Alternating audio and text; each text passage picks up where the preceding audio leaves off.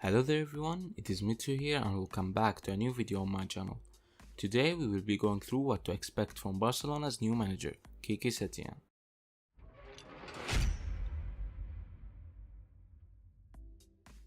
Well, finally Ernesto Valverde got sacked. Pretty sure that all Barcelona fans are happy to hear that.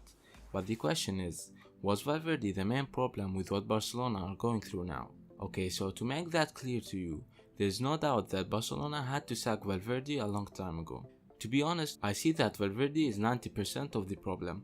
The remaining 10% is on the management and the board, going through bad signings to the media problems.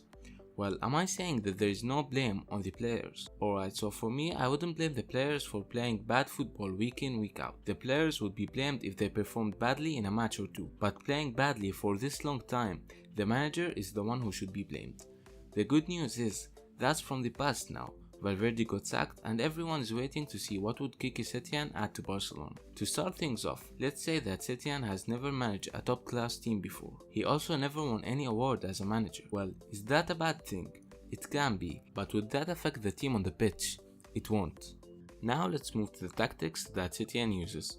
Setién's identity is consistent. He doesn't change his style, whether he's playing against a team on the top of the table or against a team struggling in the relegation zone.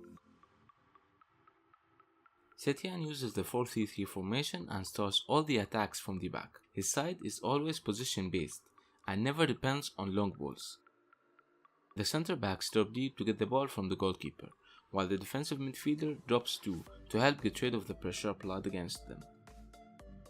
His side is always positioned very wide as he tries to stretch the opposition and then hit with short and through passes inside the opposition's block. The defensive midfielder is also responsible to distribute the balls as the other midfielders don't get close to him too often to keep the attacking shape. The fullbacks always push forward during the attacking phase. When the team gets the ball out of their midfield, you would always see a fullback, a center midfielder and a winger linking up very close to each other on each side. The attacking midfielder stays central behind the striker. During the defensive phase, the team applies high pressure in numbers and also uses the man marking system. An important thing to notice about Setién is the way he improves his players, especially by giving them roles that suits their playstyle and abilities, as well as the tactics that he wants to apply. A perfect example of that is Kevin Prince Boateng with Las Palmas and William Carvalho with Real Betis.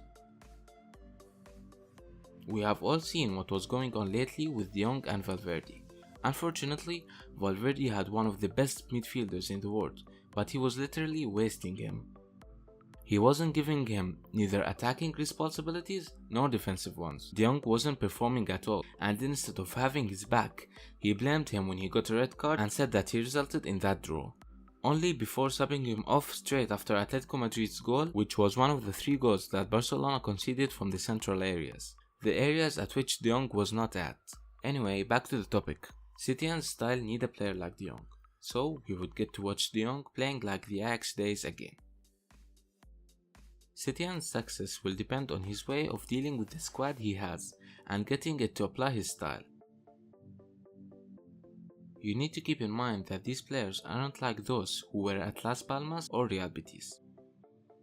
What I mean here is, when he joined Las Palmas for example, if he wants to apply high pressure and a certain player is not applying the pressure he wants, he would swap him for another player on the bench or get a fresh youth player. He can do that with Barcelona, but it is never that easy, so he needs to take the time to adapt and get the players to understand his style and apply it. He would also have to change some of his tactics due to the players he got, so the way he deals with that will be the main key in his success.